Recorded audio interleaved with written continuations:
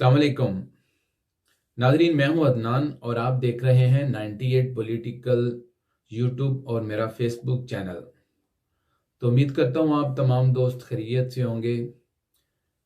नाजरीन, आज हम अपने प्रोग्राम का आगाज़ एक इंतहाई दुखी खबर से शुरू कर रहे हैं कि जैसा कि आपको इल्म है कि मियां मोहम्मद नवाज शरीफ साहब की जो वालदा माजिदा हैं शमीम अख्तर जो है वो मियां मोहम्मद नवाज शरीफ साहब के पास यूके में थी और उनकी वफ़ात हो गई। तो कल मियां मोहम्मद नवाज शरीफ साहब ने अपने हाथों से अपनी वालदा का जस्द हाकी जो है वो नमाज जनाजा के बाद जो है वो पाकिस्तान भेज दिया है। तो इसके बाद जो है उनका पाकिस्तान में नमाज जनाजा फिर अदा की जाएगी और उनकी तदफीन की जाएगी। और इस मौका पर पाकिस्तान मुस्लिम लीग नून के जितने लीडरान हैं वो तमाम जो है काफ़ी ज़्यादा दुख में मुब्तला हैं। तो इसी तरह जो है मुस्लिम लीग नून के जो कारकुनान हैं वो भी इंतहाई दुखी हैं। तो जैसे आपको पता है कि कल पेशावर के जलसे के अंदर मरीम नवाज साहबा जो है वो ख़ताब करने जा रही थी, तो लेकिन अभी वो उधर मौजूद थी कि उन्हें इस चीज़ की इत्तला दी गई। तो उन्होंने अपना इंतहाई छोटा सा जो है वो ख़ताब किया और स्टेज पे आकर उन्होंने लोगों को इत्तला दी और दुआ के लिए कहा अपनी दादी के जान के लिए। बात यह है कि उस वक़्त ये वक़्त था कि जब इंसान को किसी अपने की जुदाई की खबर मिलती है तो उस वक़्त इंसान यकदम से इंसान शशदर सा हो जाता है और इंसान को कुछ जो इंसान की रूटीन की जो ज़िंदगी होती है वो उससे इंसान हट जाता है और वो ऐसे दुख में मुब्तला हो जाता है। तो ज़ाहिर सी बात है उसकी यादें होती हैं उसके साथ, उसका खूनी रिश्ता होता है उसके साथ और उसकी बातें होती हैं उसके साथ, जिसकी वजह से इंसान जो है वो ऐसे कर्ब में मुब्तला हो जाता है कि वो दुख बर्दाश्त किया नहीं जा सकता और रूटीन की जो ज़िंदगी होती है उससे हट जाता है। तो कुछ ऐसा ही हुआ मरीम नवाज साहिबा के साथ। वो अगर चाहती भी तो वो खताब ना कर पाती, लेकिन उन्होंने मुख्तसरन लोगों को जो है वो इतला दी, जिसकी वजह से जो है उनको यानी कि इमरजेंसी जो है उनको अपने घर भी आना पड़ा और वो आ गए। बात यह है कि आज जो मीडिया के ऊपर जो देखने को मिल रहा है वो ये सवालात मिल रहे हैं कि मियां मोहम्मद नवाज शरीफ साहब जो हैं वो मैयत के साथ पाकिस्तान में आएंगे कि नहीं आएंगे। इसको मुख्तलिफ लोग जो है वो मुख्तलिफ नुक्ता नज़र से देखते हैं। जैसा कि आपको पता है कि मरीम नवाज साहबा ने कह दिया है कि मियां नवाज शरीफ साहब को कि आप इधर ना आए, ये जालिम माशरा है, जुल्म का दौर चल रहा है। आपको याद होगा कि किसी वक्त में जब जनरल ज़ियाउल हक ने मार्शल लॉ लगाया तो उस वक़्त भी जबर का दौर इस तरह चला कि भुट्टो को जब पाबंद सलासिल किया गया, उस वक़्त का मीडिया तो ये था कि एक हफ्ते के बाद जो है वो लोगों तक अखबार पहुंचती थी। जिस तरीके से मार्शल लॉ लगाया गया और भुट्टो के ऊपर नाजायज़ कत्ल डाल के उसको पाबंद सलासिल कर दिया गया, तो उस वक़्त जो जो मशीर थे और वज़ीर कानून था उस वक़्त का, उसने जनरल ज़ियाउल हक से कहा कि भाई अगर आपने ये जो काम किया है इससे आपके ऊपर आर्टिकल 6 लग सकता है और आपको फांसी की सज़ा हो सकती है, आपने आइन तोड़ा है। तो उसी जिक्र के चक्कर में जनरल ज़ियाउल हक ने जितनी जल्दी हो सका वो जुल्फ़िकार अली भुट्टो का केस चला के उसको फांसी के फंदे के ऊपर जो है वो लटका दिया। बात दोस्तों आपसे ये करना चाहता हूं कि पाकिस्तान जो है वो इस वक्त इस सूरत हाल के अंदर है कि पाकिस्तान दूसरा भुट्टो जो है उसको फांसी पे लटकते हुए बर्दाश्त नहीं कर सकता। ये इतनी नाजुक सूरत हाल है मुल्क की कि पाकिस्तान में जो गुज़श्ता मार्शल आते रहे हैं वो अलल अलान आते रहे हैं।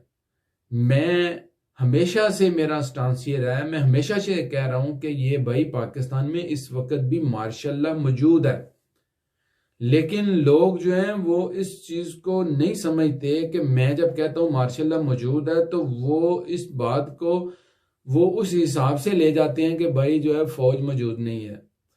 मैं आपको एक बात बताऊं, जो पहले मुशर्रफ का मार्शल इमरजेंसी थी, जनरल ज़िया का मार्शल था, यहिया खान का मार्शल था, वो मार्शल जो थे वो नज़रों के सामने थे। और ये मार्शल जो लगा हुआ है, जिस तरीके से उन्होंने कठपुतली को आगे रख के खुद अपने काम सारे स्टैब्लिशमेंट कर रही है, ये इतना ज्यादा खतरनाक है। ये एक किस्म का मुनाफिक मार्शल लगा हुआ है। आप इस चीज को देखें कि जब वो मार्शल लगते थे तो तब कुछ ना कुछ हद तक जो है वो मीडिया जो है वो एक एक लाइन, एक कतार के साथ चलता था, और सियासतदान जो थे वो एक साइड पर होकर फिर भी अपनी स्ट्रगल को कायम रखते थे। ये जो मार्शल्ला इस वक्त का लगा हुआ है, कमर जवेद बाजवा ने मार्शल्ला लगाया है, मुनाफिक मार्शल्ला, जिसको हम जिन्नात का मार्शल्ला कह रहे हैं। ये मार्शल्ला जो है ये इस किस्म का है कि आपको नजर नहीं आ रहा, आपको सिर्फ ये चीज नजर आएगी कि देखिए अवाम को जो है तकसीम करके रख दिया गया हुआ है, सियासतदानों को जो है वो तकसीम करके रख दिया गया हुआ है। फिर उसके बाद आप देखें मीडिया जो है खासकर, वो मीडिया को इस तरह का तकसीम करके रख दिया गया हुआ है कि लोग मीडिया की एक मनफी बात सुने तो उसको भी सच समझते हैं, और एक पॉजिटिव बात सुने तो उसको भी सच समझते हैं। तो ये इंतहाई ज्यादा खतरनाक चीज है इस मुल्क की सूरत हाल जो है। तो ऐसी आप खुद सोचे सूरत हाल में कोई कैसे कहेगा कि मियां नवाज शरीफ साहब जो हैं वो पाकिस्तान आ जाएं। एक बात याद रखिए, इंशाल्लाह जरूर आएंगे, ये नहीं कि नवाज शरीफ पाकिस्तान नहीं आएगा। और एक बात और याद रखिए कि मियां नवाज शरीफ को ये 22 करोड़ अवाम, 24 करोड़ अवाम जो है ये दोबारा इलेक्ट करेगी, दोबारा इनको प्राइम मिनिस्टर इंशाल्लाह अल्लाह ने चाहा तो बनाएगी। यार आप कुदरत के काम देखिए, 3 दफा मियां मोहम्मद नवाज शरीफ साहब को जो है वो मरते मरते बचाया उस जात ने। तो ये बात तो किसी ने बड़ी खूब कही है ना कि मारने वाले से जो बचाने वाला है वो ज्यादा ताकतवर होता है। तो अब बात ये कर रहा था कि वही जो, मैं उसको बहादुरी नहीं कहता, बड़े बहुत सारे लोग जो है इसको बहादुरी कहते हैं, मैं कहता हूं इंसान की बहादुरी और बेवकूफी में फर्क होता है। ये हमारा मजहब, हमारा इस्लाम भी हमें स्ट्रेटेजिक बनाने की जो है वो तरगीब देता है कि आप अपनी हिकमत अमली तैयार करें अपने लिए। तो जब भुट्टो ने जो है जुल्फकार अली भुट्टो ने ये काम किया जिसको बहादुरी कहा जाता है, लेकिन कौम तो एक इतने बड़े लीडर से महरूम हो गई ना, तो उसके बाद आप देखें मुल्क के क्या हालात हुए कि किस तरीके से 11 साल जो है वो मार्शल्ला रहा, और उसके बाद मजीद मार्शल्ला जो है वो जनरल मुशर्रफ का जो है उसको भी मौका मिला। तो बात यह है कि मियां मोहम्मद नवाज शरीफ साहब को इस वक्त पाकिस्तान नहीं जाना चाहिए, तब जाना चाहिए जब उनको इस चीज का यकीन हो जाए कि 22 करोड़ आवाम जो है वो उनकी पीठ के ऊपर खड़ी है। क्योंकि पहले भी 3 दफा ये वाकयात गुजर चुके हैं कि मियां मोहम्मद नवाज शरीफ को लोगों ने कहा है कि कदम बढ़ाओ नवाज शरीफ, हम तुम्हारे साथ हैं। तो आपने हाल ही में देखा कि कोट लखपत जेल के बाहर कितने लोग थे, या फिर जब उनको अडयाला जेल के अंदर बंद किया गया तो उस वक्त कितने लोग थे। और उसके बाद आप इस चीज से अंदाजा लगाएं कि जब हॉस्पिटल में मियां मोहम्मद नवाज शरीफ अपनी जिंदगी और मौत की कश्मकश में मुब्तला थे तो हॉस्पिटल के बाद 100 से ज्यादा लोग नहीं थे।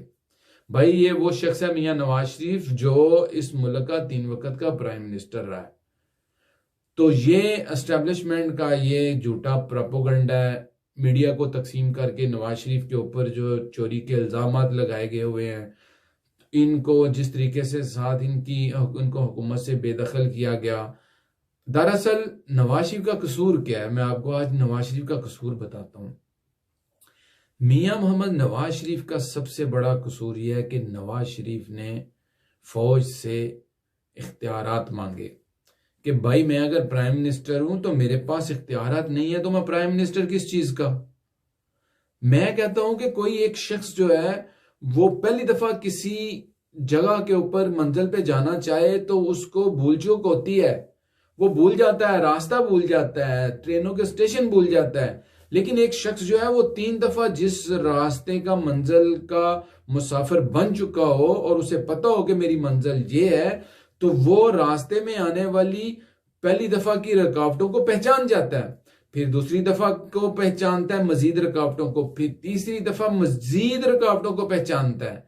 तो मियां मोहम्मद नवाज शरीफ ने इस चीज का एनालिसिस कर लिया था कि भाई ये बात किसी सूरत में भी बर्दाश्त नहीं है कि एस्टेब्लिशमेंट जो है वो फौज के पास इख्तियारात रहें और जो अवामी नुमाइंदा है उसको किसी चीज की कानो कान खबर ना हो कि उसके पास किन किन चीजों के इख्तियारात हैं। तो मियां मोहम्मद नवाज शरीफ का सबसे बड़ा जुर्म जो था वो यही था कि नवाज शरीफ ने इस कौम के लिए, इस मुल्क के लिए जो है वो इख्तियारात मांगे। तो आज उसी चीज की सजा जो है वो भुगत रहे हैं। ये तो एक आम सा बेवकूफ सा बंदा भी इस चीज को समझ सकता है कि भाई पनामा का केस बनाया और निकाला उनको अकामा के ऊपर।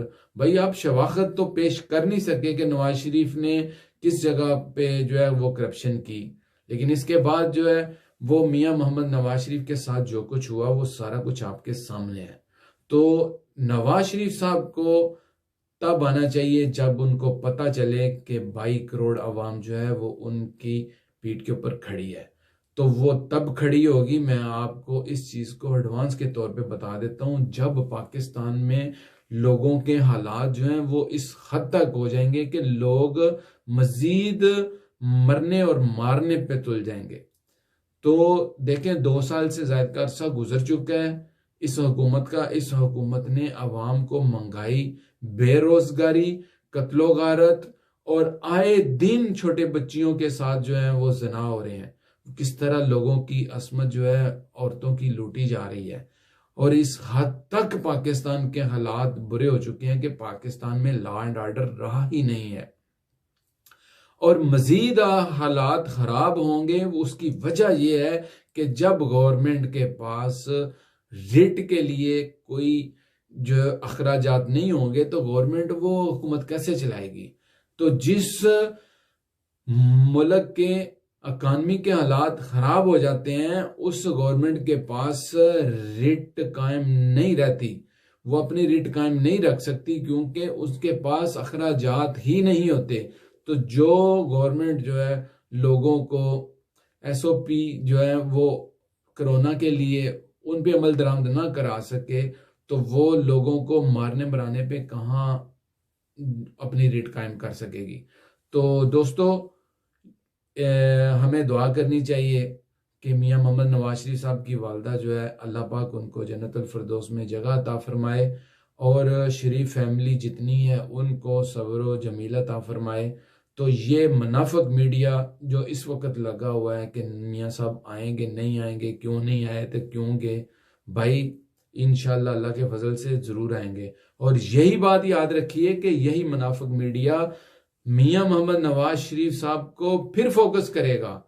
आज भी सारा दिन बैठकर उन्हीं का तज़किरा करता रहता है। आप टीवी चैनल कोई भी उठा के देख लें कि मियां मोहम्मद नवाज शरीफ के नाम के अलावा सियासत है ही नहीं है पाकिस्तान में। और नवाज शरीफ को अगर पाकिस्तान की सियासत से निकाल दें तो पाकिस्तान के पल्ले कुछ नहीं बचता। तो अगर नवाज शरीफ वहां पे मौजूद नहीं है तो तब भी नवाज शरीफ का जिक्र चल रहा है। और जिस दिन इंशाल्लाह मियां मोहम्मद नवाज शरीफ पाकिस्तान में आएंगे और लीड करेंगे, ये यकीन है, इस बात पे कोई शक नहीं होना चाहिए लोगों को कि मियां मोहम्मद नवाज शरीफ साहब जो हैं वो पाकिस्तान में आके इंशाल्लाह जरूर लोगों को लीड करेंगे और इस जुल्म के निज़ाम को जो है वो ख़त्म करेंगे, इन जालिमों को कैफरे करदार तक पहुंचाएंगे। और आप मियां नवाज शरीफ का वो वाला चेहरा नहीं देखेंगे, तब मियां नवाज शरीफ का एक चेहरा और होगा नवाज शरीफ अपने गुनाह माफ कर देते हैं। एक बात याद रखें, मियां नवाज शरीफ साहब से जब पूछा गया तो उन्होंने कहा मुशर्रफ के मैं गुनाह माफ करने को तैयार हूं, पर जो उसने कौम के साथ किया है वो कौम जाने और मुशर्रफ जाने। और अब जो जनरल बाजवा ने किया और इमरान खान ने किया और जनरल फैज ने किया, मियां नवाज शरीफ अपनी जाती जो इनकी रंजिश है उसको माफ करेंगे, लेकिन इनको अवाम के कटहरे में लाएंगे। और ये आइन और कानून के कटहरे में जब आएंगे तो आप लोगों को पता चलेगा कि पाकिस्तान फिर दोबारा अपनी सही डायरेक्शन की तरफ से चल पड़ा है। तो मियां मोहम्मद नवाज शरीफ साहब जो हैं उनको अल्लाह ताला सब्र दे, सब्र जमील दे, और उनको अल्लाह पाक सेहत दे ताकि उनकी अपनी सेहत भी खराब है। तो दोस्तों मुझे इजाजत दीजिए, अपने दोस्तों और हमसायों का जिज़ोकर आपका ख्याल रखिए। नए प्रोग्राम में इंशाल्लाह नए टॉपिक के साथ आपके साथ फिर हाजिर होऊंगा। अल्लाह हाफिज।